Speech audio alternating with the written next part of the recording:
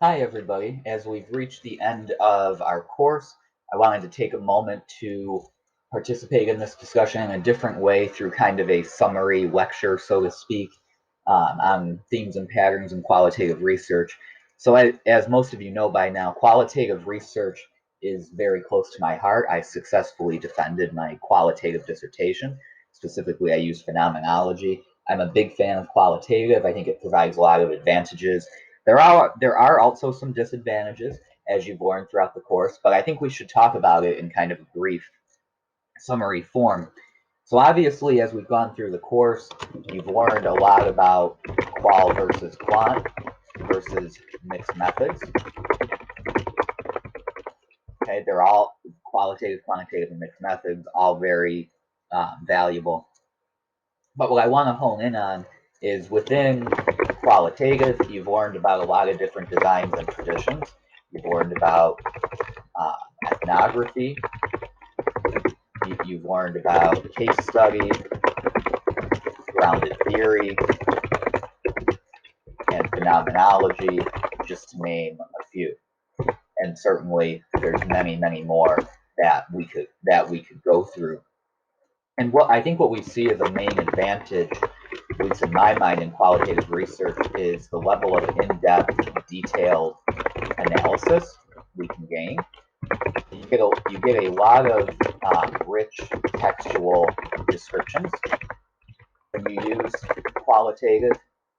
And I think an important thing to consider is instrumentation, because in qualitative we can have observations, we can have focus groups, we can have interviews, and you can even have open-ended surveys, which is something that I use. Notice what we really don't have is anything close-ended, because we're not really trying to quantify responses. We're looking for something deeper in qualitative.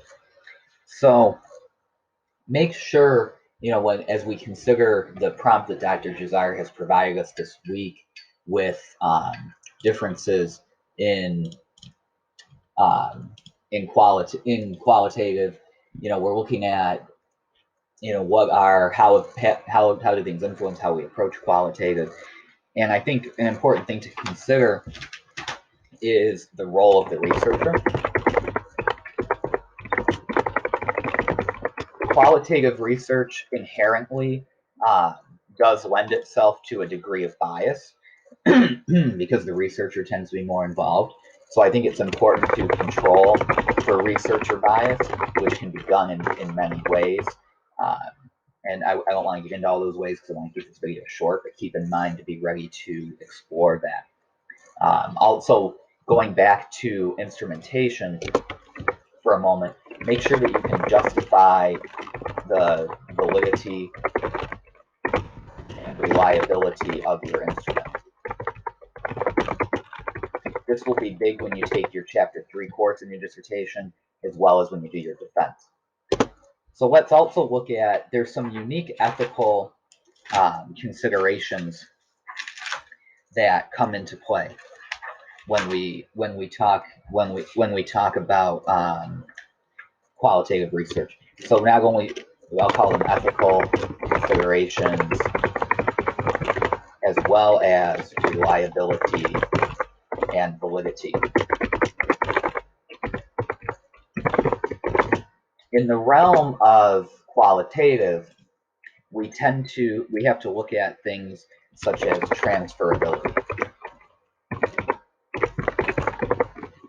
And transferability is how well findings apply to similar environments.